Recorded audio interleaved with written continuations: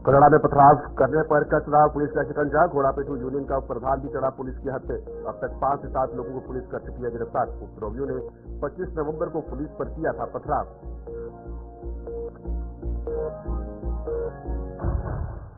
सरकारी स्कूल की 19 सालों में भी नहीं हो पाई मरम्मत। 2005 में बर्फबारी के कारण स्कूल को पहुंचा था नुकसान। स्कूल के 370 बच्चों के लिए बनवाए गए मात्र 2 कमरे। सरकारों और शिक्षा विभाग की अनदेखी से लोगों में रोष।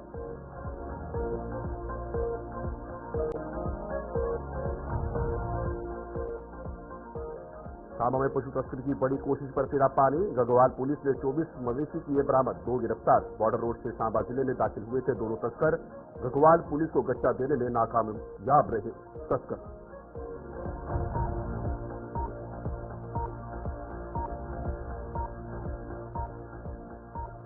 सर्दियां शुरू होते ही बिजली कटौती ने पकड़ा जोर। डोरा में बिजली की अघोषित कटौती से लोग परेशान। कारोबारियों सहित आम लोग भी भुगत रहे खामियाजा। कटौती का शेड्यूल जारी नहीं कर पाया बिजली विभाग।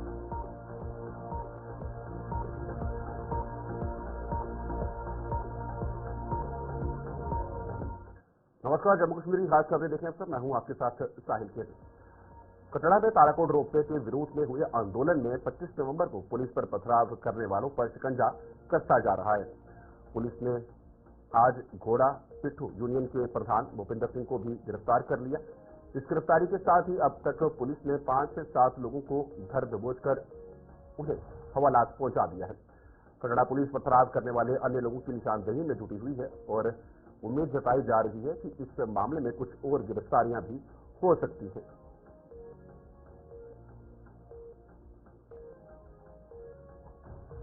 और रुकेंगे हमारे संवाददाता सोहन कोहली हमारे साथ जुड़ते हैं कटरा से, ज्यादा जानकारी उन्हीं से ही प्राप्त करते हैं। सोहन, जिस तरीके से साफ तौर पर पथराव देखने को मिला था पुलिस अधिकारियों के ऊपर, उसके बाद एक बड़ी कार्रवाई जो है वो अमल में लाई गई है, तो ये जो बातचीत है उससे ही मसला सुलझाया जा सकता है। डीसी ने आश्वासन भी दिया है। जी बिल्कुल, मैं आपको बता दूं कि लगातार 3 दिन की स्ट्राइक के बाद जो 24 घंटे के लिए और एक दिन ऐलान कर दी थी, मगर चौथे दिन जब स्ट्राइक चल रही थी, जो डीसी रियासी बिशनपाल महाजन जी रैली में पहुंचे हैं, यहाँ पे जुलूस में पहुंचे हैं, उनके द्वारा एक आश्वासन दिया जाता था। उन्होंने साफ तौर पर कहा था कि 15 दिसंबर तक मुझे टाइम दिया जाए, उससे पहले जो कि एसडी के साथ आपकी बैठक करवाई जाएगी, कोई ना कोई हल वहां से निकलेगा।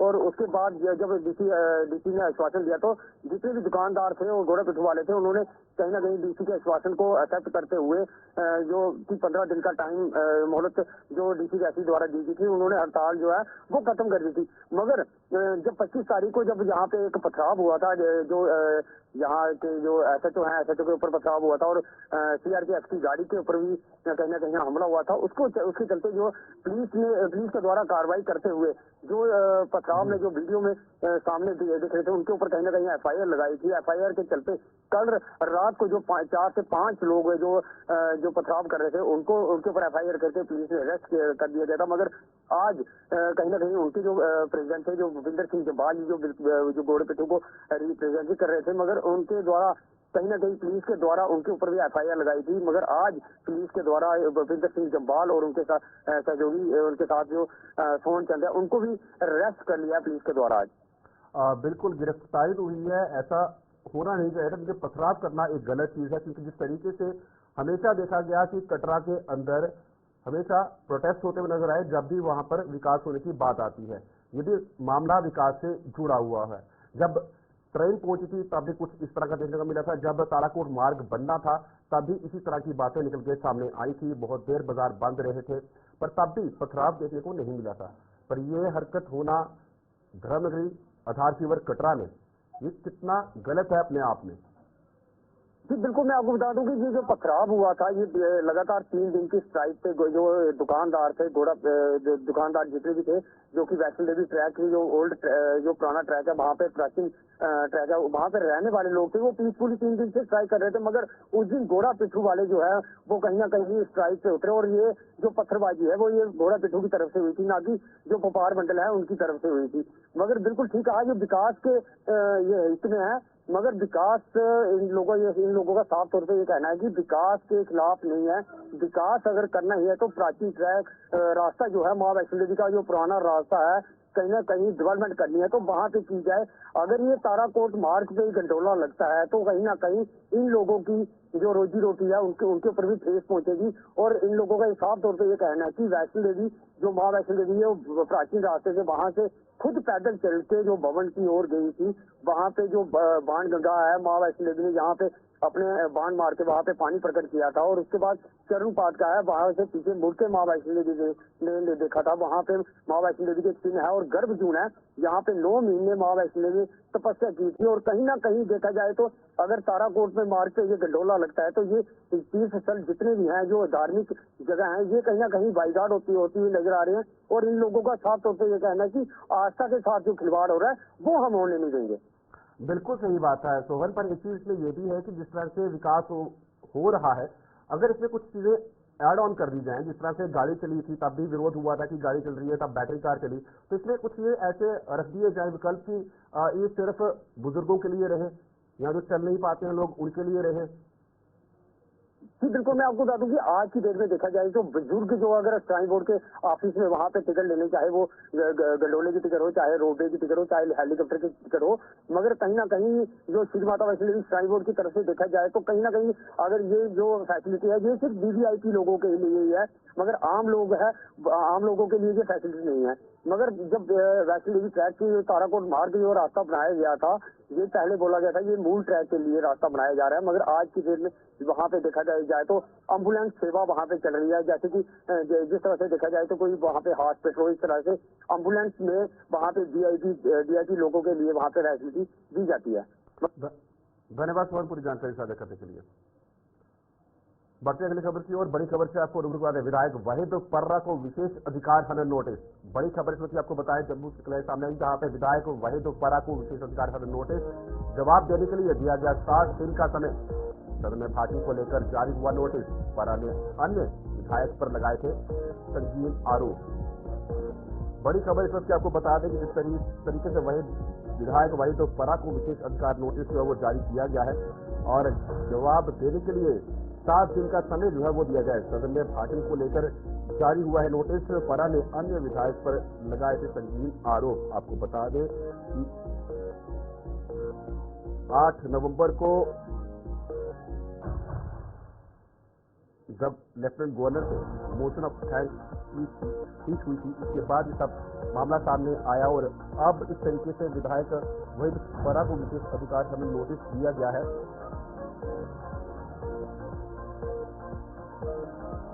जानकारी लेंगे हमारे साथ हमारे स्टूडियो सहयोगी विनोद हमारे साथ जुड़े हुए हैं। जिस तरीके से साफ तौर पर ये नोटिस जारी किया गया है, सिर्फ 5 दिन का सत्र रहा था, 5 दिन चला था, छोटा सत्र था, बहुत हंगामा देखने को मिला। वहीद पर्रा तभी सुर्खियों में थे और अब दोबारा सुर्खियों में। सत्र को लेकर रेजोल्यूशन लाने वाले विधानसभा के अंदर वहीद पर्रा, और अब नोटिस भी जारी हुआ। बिल्कुल साहिल, आपने ठीक कहा, लेकिन ये विधानसभा की प्रोसीडिंग का एक हिस्सा रहता है। जब आप किसी के खिलाफ बोलते हैं या ऐसे अनपार्लियामेंट्री लैंग्वेज का इस्तेमाल करते हैं तो स्वाभाविक सी बात है, जिस विधायक के खिलाफ, यानी नजीर गुरेजी के खिलाफ वहीद पर्रा ने किया है तो उन्होंने ब्रीच ऑफ प्रिविलेज नोटिस भेज दिया है। उन्होंने सीधी शिकायत विधानसभा अध्यक्ष को की है। विधानसभा अध्यक्ष ने इसको नोटिस लेते हुए 7 दिन का समय जो है पर्रा को दिया है कि वहीद को 7 दिन के अंदर अपना जवाब देना होगा कि आखिर ऐसे कौन से शब्द आपने इस्तेमाल किए हैं या अनपार्लियामेंट्री लैंग्वेज की है। अगर तो विधानसभा के अध्यक्ष अब्दुल रहमान राठर उससे संतुष्ट होते हैं तो एक्शन नहीं होगा, अगर नहीं संतुष्ट होते हैं तो कोई एक्शन भी लिया जा सकता है। आपने कहा छोटा सत्र था, पहली बार यानी 2008 जून 2018 के बाद सरकार नहीं थी, चुनी हुई सरकार आई, पहला सत्र था, छोटा था, लेकिन छोटे सत्र में ही हर एक एमएलए ने अपनी अपनी भूमिका निभाई, जिसमें वहीद पर्रा ने भी निभाई और नजीर गुरेजी ने जी। बिल्कुल, जिस तरह छोटा सत्र था, पर इसमें सबसे अहम बात यह है कि सत्र को खत्म हुए भी बहुत वक्त बीत गया, तो बहुत देर के बाद ये संज्ञान में आया और ये नोटिस जो है ये जारी हुआ, इसकी कंप्लेंट हुई, जो स्पीकर हैं अब्दुल रहीम राठर उनकी तरफ से उनको जाती है, उसके बाद ये संज्ञान में लिया जाता है। देखिए साहिल, ये प्रक्रिया रहती है, विधानसभा की प्रोसीडिंग की ये प्रक्रिया रहती है। वाहिदपरा ने 8 नवंबर को वोट ऑफ थैंक्स जो एलजी ने वहां पे अभिभाषण किया था, उस पर वोट ऑफ थैंक्स पर चर्चा चल रही थी। अपने संबोधन में उन्होंने नजीर गुरैशी के मुताबिक बिलो बेल्ट या कुछ अपशब्दों का इस्तेमाल किया, अनपार्लियामेंट्री लैंग्वेज का इस्तेमाल किया। उसके बाद नजीर गुरैशी जो गुरैश से जीत करके आए, उन्होंने अपनी शिकायत स्पीकर को कराई। स्पीकर ने वही सेम शिकायत अपने स्टाफ को बताई और उसके बाद 7 दिनों का नोटिस दिया गया है। तो कहीं ना कहीं समय जरूर लगा है, लेकिन ये समय जो प्रणाली है, विधानसभा की कार्रवाई की प्रणाली है, उसके मुताबिक लगा है। धन्यवाद पूरी जानकारी साझा करने के लिए। साफ तौर पर एक बड़ी खबर, बढ़ते अगली खबर की ओर। टोडा के देसा में मंजमी इलाके में गवर्नमेंट हाई स्कूल खंडरों में तब्दील हो चुका है। साल 2005 में बर्फबारी से स्कूल को बेहद नुकसान पहुंचा था और आज करीब 19 सालों के बाद भी शिक्षा विभाग स्कूल की कोई सुध नहीं ले पाया है। स्कूल परिसर में हालांकि 2 नए कमरों का निर्माण किया गया था, जो इस स्कूल के 370 बच्चों के लिए नाकाफी साबित हो रहे हैं। टूटे फूटे स्कूल की मरम्मत के लिए पिछले करीब 2 दशकों में कोई भी सरकार और शिक्षा विभाग ध्यान नहीं दे पाया है।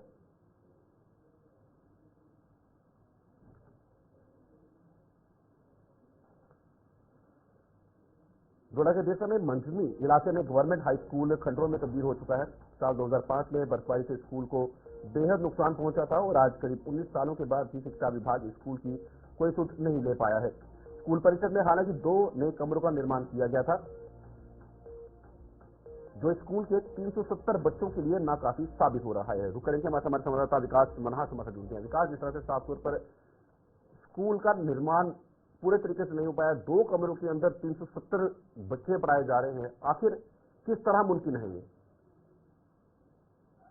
जी, मैं आपको बता दूं, ये मामला जो है मंजनी देसा का है, जहाँ पर 2005 में जो है स्कूल की बिल्डिंग टूट जाती है और उसके बाद यहाँ के लोग जो है काफी लंबे समय तक जो है मांग कर रहे थे कि इस बिल्डिंग को रिपेयर कर दिया जाए, क्योंकि बर्फबारी काफी ज्यादा होती है इस एरिया में। और ऐसे में ये स्कूल जो है, इन्होंने बताया कि 1932 में बना हुआ है और अब जो है इसका अपग्रेडेशन होकर लाहौर हाई स्कूल बना हुआ है। ऐसे में 170 बच्चे स्कूल में है और 2 ही क्लास रूम है, जिसमें ये बच्चे जो है 1 से लेकर यानी नर्सरी से लेकर 9th क्लास तक एक ही क्लास में पढ़ते हैं।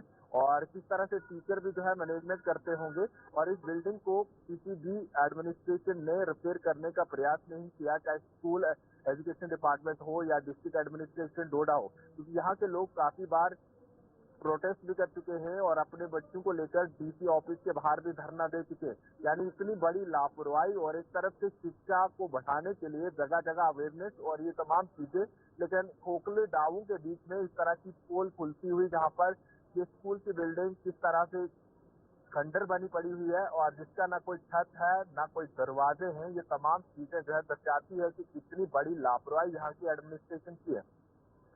विकास, मैं यही आपसे जानना चाहूंगा कि क्या जेडीयू से इस बारे में कोई जानकारी मिल पाई है, क्या उनसे बातचीत हो पाई है? क्योंकि बहुत अहम है, जिस तरह से साफ तस्वीरें हालत वहां की बयां कर रही हैं कि खंडर बनी हुई पूरी इमारत है और 19 साल बीत गए और कोई सुध लेने के लिए अभी तक वहां पहुंचा नहीं है। एक तरफ नई शिक्षा नीति लागू करने के लिए पूरी तरीके से कवायद तेज कर दी गई है और दूसरी तरफ स्कूल ही खंडर है और सरकारी स्कूलों पे बच्चे 370 2 कमरों के अंदर।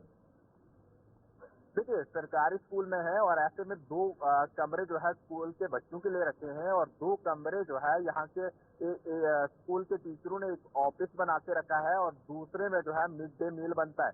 यानी 4 कमरे हैं टोटल। और ऐसे में एक और बिल्डिंग जो है यहाँ पर एक कंट्रैक्टर तैयार कर रहा था, जिसका पैसा काफी ज्यादा आया हुआ था और इसको यहाँ पर प्रॉपर तरीके से लगाना था, लेकिन किसी ने इसकी सुध-बुध नहीं ली, चाहे एजुकेशन डिपार्टमेंट हो या फिर किसी अधिकारी तौर पर। क्योंकि देखिए, अगर इतना पैसा स्कूल की बिल्डिंग के लिए साथ में एक और बिल्डिंग बनाई जा रही थी और ये भी जो है बिल्कुल खंडर पड़ी हुई है, यानी ऐसे ढांचा खड़ा करके रखा हुआ है, तो ऐसे में एक 19 साल हो चुके हैं और दूसरे को लगभग 1.5 से 2 साल हो चुके हैं। किसी ने इसके बारे में सोचा नहीं और यहाँ के यानी एजुकेशन डिपार्टमेंट की, जिस तरह से आपने कहा कि जेडीयू को देखना चाहिए, लेकिन लापरवाही है उन तमाम लोगों की, चाहे फिर जेडीयू हो या सीईओ हो या फिर यहाँ के जो बड़े बड़े अधिकारी हैं या जिन लोगों को चुनकर वोट दिए हैं इन लोगों ने, उनकी भी बहुत बड़ी लापरवाही है। क्योंकि 170 बच्चों के साथ इतना बड़ा खेल रचा जा रहा है और जिसमें कई लोग जो है अपने बच्चों को वहां से उठाकर आप प्राइवेट स्कूल या अलग अलग स्कूलों में भेज रहे हैं, क्योंकि ऐसे में बर्फबारी ठंड के मौसम में बाहर बच्चे नहीं रह सकते, या फिर गर्मियों के टाइम पर सांप का डर रहता है या किसी कीड़े के काटने का डर रहता है। और ऐसे में लोग जो है काफी दिक्कत का सामना कर रहे हैं और काफी लंबे समय से इन्होंने मांग की थी कि कम से कम हमारे स्कूल को अपग्रेडेशन तो मिल चुका है, लेकिन इसको बिल्डिंग को दोबारा से रिपेयर कीजिए ताकि हमारे बच्चे सही और सुरक्षित तरीके से पढ़ सके यहाँ पे। धन्यवाद विकास, पूरी जानकारी साझा करने के लिए। आखिर कितना जरूरी है शिक्षा में सुधार, क्योंकि जिस तरह से 7 और अंडर कंस्ट्रक्शन बिल्डिंग जो पूरी नहीं हो पा रही और 19 साल से खंडर एक बिल्डिंग पड़ी है जिसमें कि 2 कमरे जो बने हुए हैं और वो 370 बच्चे पढ़ने को मजबूर हैं। बढ़ते हैं अगली खबर की ओर। सांबा जिले में पशु तस्करी की एक और बड़ी कोशिश पर पानी फेर दिया है। जिले के राजपुरा इलाके में गढ़वाल पुलिस ने कठुआ की तरफ से आ रहे एक ट्रक से 24 मवेशी बरामद कर 2 तस्करों को गिरफ्तार किया है। खास बात यह है कि पुलिस को गच्चा देने के लिए तस्कर हाईवे के बजाय बॉर्डर रोड से सांबा जिले में दाखिल हुए थे, लेकिन वो अपने इरादों में सफल नहीं हो पाए।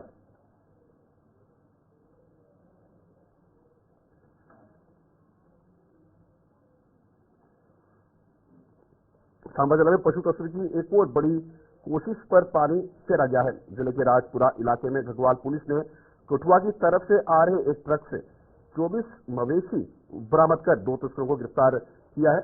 और खास बात यह है कि पुलिस को गच्चा देने के लिए ये तस्कर हाईवे के बजाय बॉर्डर रोड से सांबा जिले में दाखिल हुए थे, लेकिन वो अपने इरादों में सफल नहीं हो पाए। रुक करते हैं हमारे संवाददाता ऋषि खजूरिया हमारे साथ जुड़ गया है। ऋषि, एक और बड़ी कामयाबी पुलिस को 24 मवेशी बचाए गए हैं। लगातार तस्करी देखने को मिलती है, बड़ी कार्रवाई पुलिस की तरफ से और खास तौर पर अब बॉर्डर रोड का सहारा लिया जा रहा है। देखिए, बिल्कुल आपको बता रहे हैं कि सांबा पुलिस ने एक बार फिर से ये साबित कर रही है कि क्राइम बर्दाश्त नहीं किया जाएगा और तस्करी के जो प्रयास हैं उसे जो है वो आगे नहीं बढ़ने दिया जाएगा। उसी को लेकर तस्करी के प्रयासों को रोकने के लिए पुलिस ने अपनी अहम रणनीति जो वो अब इख्तियार कर ली है। और मैं आपको बता दूं कि एक बड़ा प्रयास जो है ये पशु तस्करी का विफल किया गया है घगवाल के राजपुरा इलाके में, जो कि बॉर्डर का इलाका है। और यहाँ पर आपको बता दें कि तस्करों को भी गिरफ्तार किया गया है, जो कि कठुआ की तरफ से एन रूट से सांबा की तरफ, और इसमें 24 बेजुबान पशु को जो है तस्करों के चंगुल से बचाया गया है। इसी के साथ 2 तस्कर इसमें गिरफ्तार किए, जिसमें एक जो है आप भी कह सकते हैं कि जो समुदाय विशेष से ताल्लुक रखता है और एक अदर कम्युनिटी से ताल्लुक रखता है। तो आप अंदाजा लगा सकते हैं कि जिस तरह से ये शरारती तत्व हैं जो लगातार इस तरह की घिनौनी हरकतों को अंजाम देने की कोशिश कर रहे हैं, ये चिंता का विषय तो लगातार बना हुआ है। लेकिन पुलिस अपने तमाम अथक प्रयासों को जो है वो सरअंजाम ला रही है। इसी के चलते इनके तमाम प्रयासों को विफल किया जा रहा है। लेकिन आपको मैं बताना चाहता हूँ कि इतने चालाक है, इतने शातिर दिमाग के हैं कि इनको पता है कि हाईवे पर नाका पॉइंट जो है वो स्ट्रांग है, अलर्ट पर है नाका। तमाम सिक्योरिटी के हवाले से अगर बात करें तो ये बॉर्डर रूट को इख्तियार करते हैं। हालांकि बॉर्डर्स पर भी लगातार सुरक्षा का ठोस पहरा जो है वो हमें देखने को मिलता है। लेकिन कहीं ना कहीं ये कुछ ऐसे एरियाज हैं बॉर्डर के, यहाँ से इनको लगता है कि शायद इनके जो कुछ पॉइंट्स है जो इनको मदद जो है वो मिल सकती है उन पॉइंट्स पे पहुंचते। लेकिन पुलिस को जब अपनी सूचना मिलती है, इनपुट हासिल होते हैं, उसके बाद पुलिस अपनी अहम रणनीति को इख्तियार करके इस तरह के तमाम प्रयासों को विफल करती है। तो एक बड़ी कामयाबी आप कह सकते हैं कि जम्मू कश्मीर पुलिस को हासिल हुई है, जो कि 24 बेजुबान पशु जो है ये बचाए गए हैं। और उसी के साथ इसमें 2 तस्कर जो है वो गिरफ्तार किए गए हैं और अलग अलग धाराएं जो है वो भी इसमें लगाई गई हैं।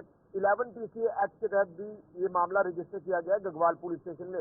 लेकिन अब सवाल ये है कि आखिर इस नेक्सस को किस तरह से ब्रेक करना है। ये नेक्सस लगातार बढ़ता जा रहा है। तो मैं आपको बता दूं कि अभी कुछ ही देर पहले सिक्योरिटी रिव्यू मीटिंग जो वो की जा रही है। ADGP जम्मू जो है यहाँ पर पहुंचे हुए हैं। इसी के साथ DIG जम्मू कठुआ सांबा रेंज वो भी यहाँ पर जिला हेडक्वार्टर सांबा में पहुंचे हुए हैं SSP ऑफिस में।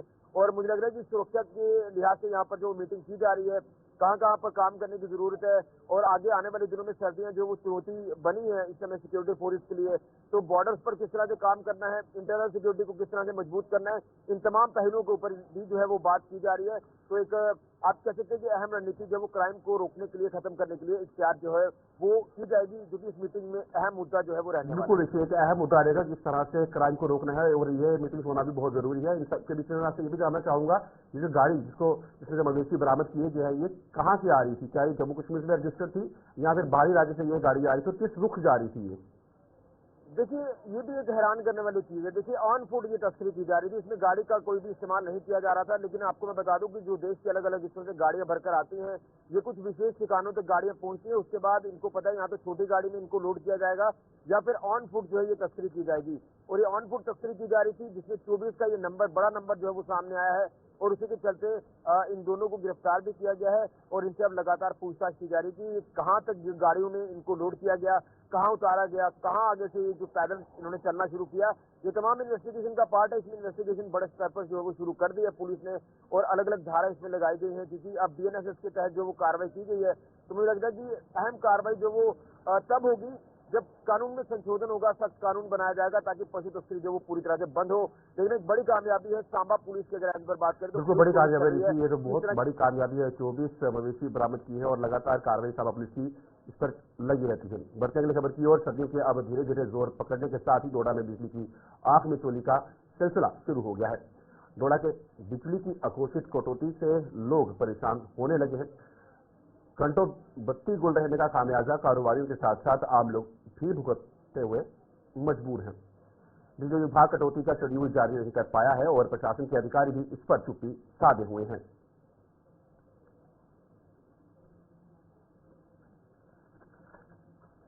सर्दियों के अब धीरे धीरे जोर पकड़ने के साथ ही डोडा में बिजली की आंख में चोली का सिलसिला शुरू हो गया है। डोडा में बिजली की अघोषित कटौती से लोग परेशान होने लगे हैं। रुक करेंगे हमारे संवाददाता वसीम गट्टू हमारे साथ जुड़े हैं। वसीम, लगातार जिस तरह सर्दियां नजदीक आती हैं और अघोषित कटौती शुरू हो जाती है, कितनी बड़ी मुश्किल लोगों को कितना जूझना पड़ता है अघोषित कटौती से। तो प्रशासन को एडवाइजरी जारी करनी चाहिए। हालांकि कटौती होनी ही नहीं चाहिए, पूरे तरीके से बिजली जो है मुहैया होनी चाहिए लोगों को, क्योंकि सर्दियां आते ही ठंडे इलाकों में बहुत मुश्किल का सामना लोगों को करना पड़ता है। बिल्कुल साहिल, देखिए हर बार की तरह इस साल पे हमने देखा कि जो ही सर्दियां स्टार्ट हो गई तो बिजली की आंख में चोली लगातार जा रही है। हालांकि बिजनेस तबके के साथ जो लोग जुड़े हैं उनको काफी ज्यादा दिक्कतों का सामना करना पड़ता है। और बड़ा इंपॉर्टेंट इसमें यह कि जो पहाड़ी इलाकों से लोग आते हैं शहर की तरफ अपनी तालीम हासिल करने के लिए, पढ़ाई हासिल करने के लिए, उन लोगों को काफी ज्यादा परेशानियों का सामना करना पड़ता है। जहाँ पे हमने कल भी कुछ स्टूडेंट से बातचीत की, उनका ये मानना है कि हमारे इलाकों के अंदर जहाँ पे बिजली नहीं देखी जा रही है और शहर के अंदर भी बिजली की आंख मचोली लगातार जा रही है, अनशेड्यूल पावर कट देखे जा रहे हैं। हालांकि जब कंसर्न महकमे से पूछा जाता है तो इस चीज को सुधारने की बात वो जरूर करता है, मगर जमीनी सतह पे हालात सुधरने का नाम नहीं ले रहे। अगर गर्मियां जब आती हैं तो तब भी आप देखते हैं इसी तरह की आंख मचोली लगातार जारी होती है। अब जब सर्दियां उसकी शुरुआत हो चुकी है तो शुरुआत में ही आप देख रहे हैं कि इस तरह के हालात देखने को मिल रहे हैं। अगर बर्फबारी होती है, बारिश होती है, तो फिर आप समझ लीजिए कि बिजली पावर डिपार्टमेंट कहां से कहां पहुंच सकता है। हालांकि चिनाब सिटी से ही जो है बिजली तैयार होती है, यहीं से बिजली बाहर भी भेजी जाती है, मगर आज की डेट में हम देख रहे हैं कि चिनाब सिटा ही बिजली के लिए तरसता हुआ नजर आ रहा है। हालांकि जो वक्त की सरकार है, कई सारे वादे उनने जो इलेक्शन लड़ने के बाद जब आई थी सामने, तो उन्हें कई सारे वादे लोगों से किए थे। खास करके इस बेल्ट की हम बात करें, यहाँ पे भी आके उन्हें लोगों का पूरा भरोसा दिया गया था।